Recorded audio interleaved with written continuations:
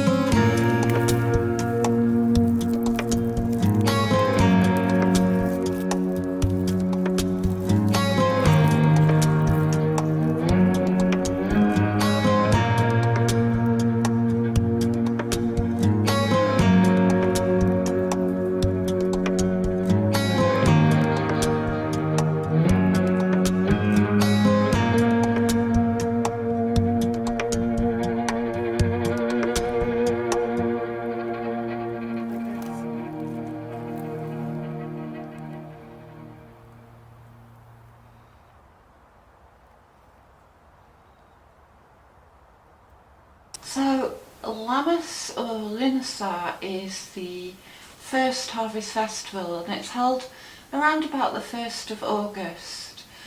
It's the opposite in the calendar to the Feast of Ivalc, which is held on the 2nd of February.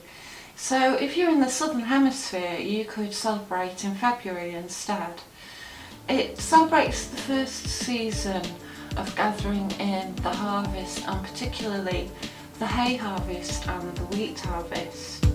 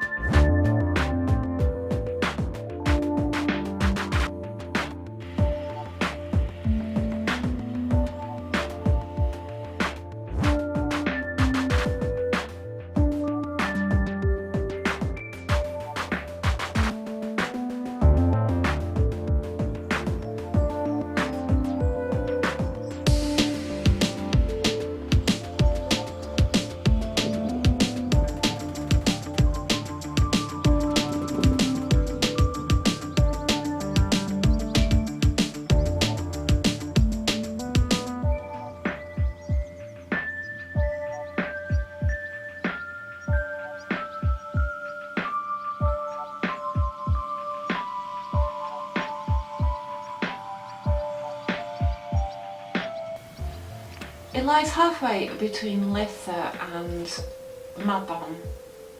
Now, if you're American, I would just like to say that it really annoys me that you say Maybon. You say Maybon. So I'd like you to repeat after me, Maybon. Okay, got it? Maybon. Okay? Okay, now repeat after me. Chlamwaith Pasgwingus Gulgara Swin Drobos Lansilio Gogol Goch. Got it? Try it again.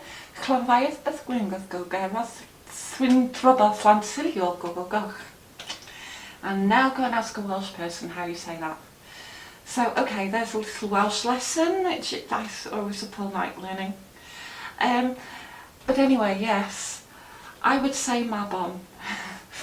So it's halfway between Litha and Maybon, and it marks the time when we're turning towards the dark year. We can perceptibly feel the nights growing a little shorter, and even though it is the hottest time of year, there's a lot of sadness in that the sun is actually beginning to wane a little, and it won't be with us quite as long anymore, just as we're getting used to it. Mind you, it is really hot. It is so hot at the minute that I am sticking to my own hair. And yeah, it's the kind of heat where you want to go and dive into a pool of water and keep cool.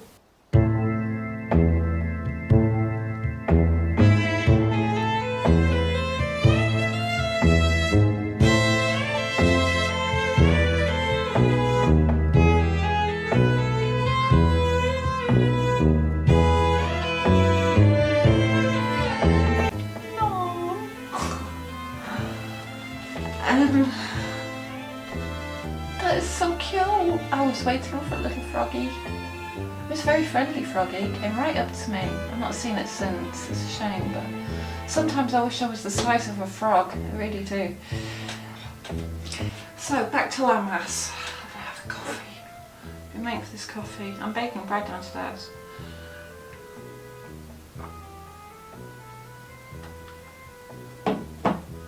Oh yeah, blimey.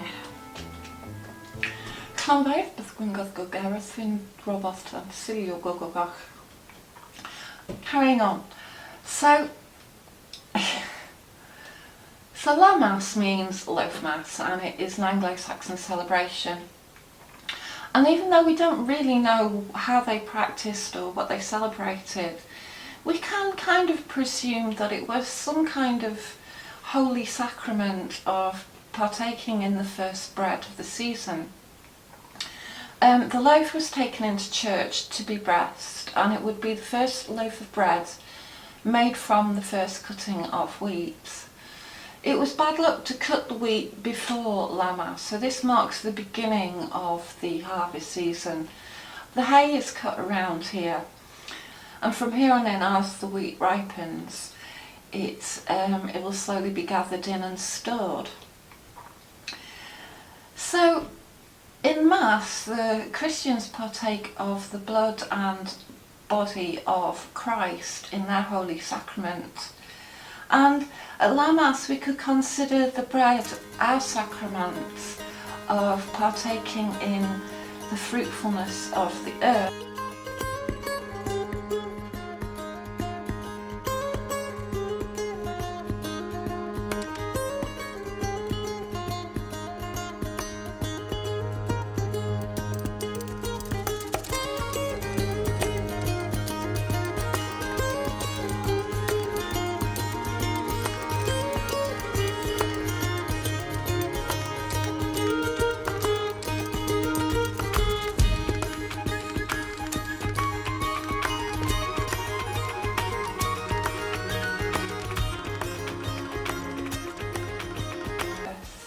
So, as pagans, we don't necessarily drink the blood of Christ, although we may actually participate in a nice cold beer. And this season is renowned for being the season of John Barleycorn, the song of which you may have heard. There were 3 men came out of the west, their fortunes for to try.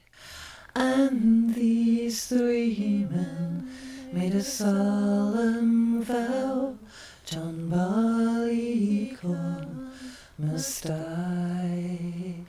They've ploughed, they've sown, they've harrowed him in, threw clods upon his head. And these 3 men made a solemn vow, John Barleycorn Barleycorn was dead. So, in the original and traditional song, John Barleycorn is sacrificed. And this original song we can trace back as early as the 1500s, the 16th century, in various forms. There are many forms, there are many tales. They have similar themes. And the original song praised what they called a lan, which was a euphemism for ale. This song contains the joke of how a lan actually gets his revenge on humankind by getting us a little bit drunk, and the more we drink, the more he takes his revenge upon us. So having sat in a hot field the other day, and imagine if you're bringing in the harvest, you're going to want a cold beer at the end of the day. They've hired men with their scythes so sharp to cut him off at the knee. They've rolled him and tied him by the way, serving him most barbarously. They've hired men with their sharp pitchforks who pricked him to the heart, and the loader he served him worse than that, for he's bound him to the cart. So, beer is made from barley, and in the song from the 15th century, they speak of this character, Alan, or Aileen, or Ale, growing from a weak and sickly green young man to a strong and vital character, to his eventual sacrifice and reaping and turning into beer. And the more beer they drink, the more the camaraderie is boisterous, and the more it refers to the various stages of getting drunk, even to falling over and passing out. And little Sir John in the nut brown bowl, and his brandy in the glass. And little Sir John in the nut brown bowl proved the strongest man at last. The huntsman, he can't hunt the fox, nor loudly to blow his horn. And the tinker, he can't mend kettle or pots without a little barleycorn. So they're talking of honouring the corn god, the vegetation god. Now, it would seem that John Barleycorn, therefore, is a goodly god of beer. The song which we know well from tradition speaks of treating John Barleycorn barbarously and cruelly. In fact, he is sacrificed and beaten and ground between stones. And this may seem cruel, and there is some idea that this refers to some kind of human sacrifice that may have taken place, particularly with the harvest and particularly relating to the Druids. Now, the Druids, there's a bit of debate whether the Druids were into sacrifice. Some of the bog bodies may actually have been executions.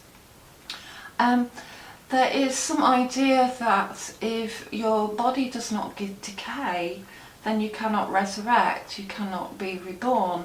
If your body is in a bog, then your body's not decaying, which would prevent you from reincarnation. So I'm just going to put that out there, that the idea of human sacrifice is slightly debatable. Also, the bog bodies may not have suffered a threefold death as much as having been damaged later by ploughing and by modern machinery. So don't take everything as read there. But I would say that the vegetation god has always been sacrificed and has always been resurrected. And we can see this in many characters.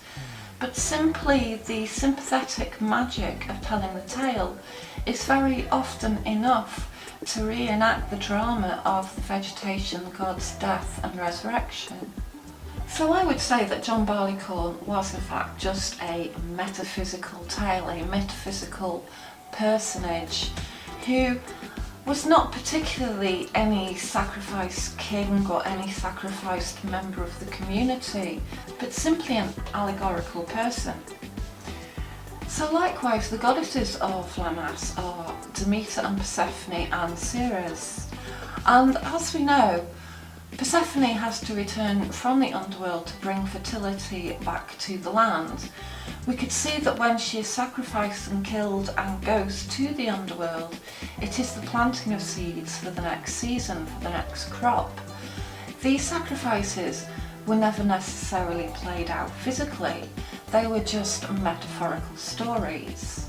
There's also the story of the Irish goddess Cheltu, who was the mother or the foster mother of Lugh. And it is said that she died of exhaustion for her efforts and labour in clearing the land so that there could be agriculture and crops in Ireland. And yet again, this story of the exhaustion speaks of how all things must come to a fruition and then turn into seed and die and be buried in order to be reborn again and to grow again into fertility and abundance. So of course the god of Lammas is Lugh of the long arm, his long arms being the rays of sun that emanate from his body. He is the sun in its brightest power, its strongest. And we see it at this time in August that we are at the hottest part of the year, and the god that we praise at this time is Lugh. And so things associated with Lugh are things like golden light, yellow, sunflowers, hilltops and bright places. So Lammas is a great time for celebrating abundance and prosperity. And these can be invoked if you grow your own food and you bring in the harvest into your home. You can make a small offering or a small thanks and ask that this abundance brought into your hearth, into your home, bring you prosperity, wealth and good food over the winter. Of course, the time of winter was a time of starvation, and so the stores in your cupboard would ensure your survival or not. So you may plan to have a Lammas celebration, a Lammas feast. If you do not grow your own food, maybe you even want to go and bring in some shopping from a supermarket. So as you bring this food into your home, you might want to make a blessing or a spell, saying something simple like, "Wealth and prosperity brought to my door, no more lack for evermore." Maybe you want to make a spell such as saying, "Buy wheat and grain on summer's day, store this now to hoard away, abundance and food and wealth in store, till winter's end to want no more."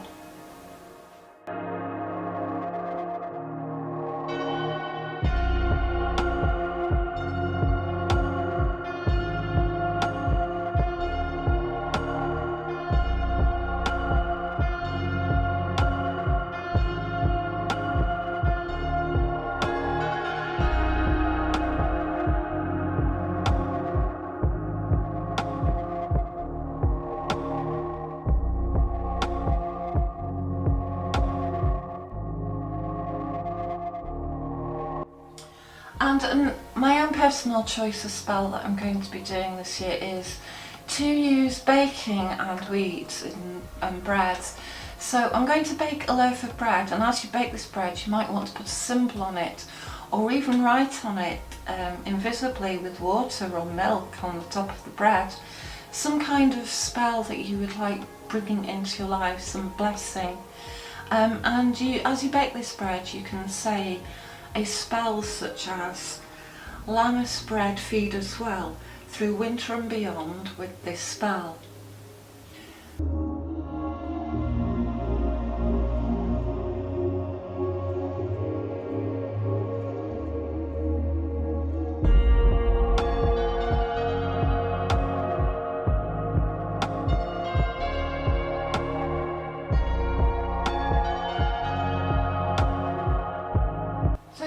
interestingly, the wheat and the hay are being harvested now, and these were the first of 3 harvests that would take place before the end of the season and before sowing and the end of the crop. So the first harvest is the harvest of wheat, then the second harvest is the harvest of the pumpkins and the squashes and the blackberries and those kind of things, and then the sowing is the last harvest, the last time you can get long-term stored fruits like apples and squashes and pumpkins, and these things you will store long-term over winter. So in the days when your survival depended on it, you really wanted to build your stores. And if you're like me and you tend to have things come into your life and go out of your life quite as quickly, then this is a really good practice for Lammas as well, to cultivate the habit of storing and saving for a rainy day. And you could do this in a spell as well, so as you bring things and put them into a storage cupboard, you could put a small bowl of change in your pantry or in your cupboards with those stores, and again ask for the blessings of Lammas on your prosperity and long-term abundance. So this year I thought it would be nice to make a little charm out of salt dough, and I think it's a really good time of year to honour the wheat and the flour and turn it into some kind of, well, I'm going to turn it into a plaque.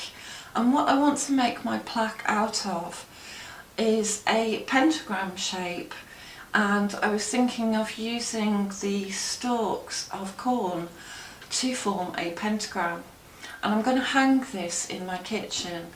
And this overall is going to be a prosperity charm to make sure that there's always food in my cupboards, that there's plenty for us to eat, and that there's always a little something put by. So I'm going to work that into the dough and into the plaque of a pentagram.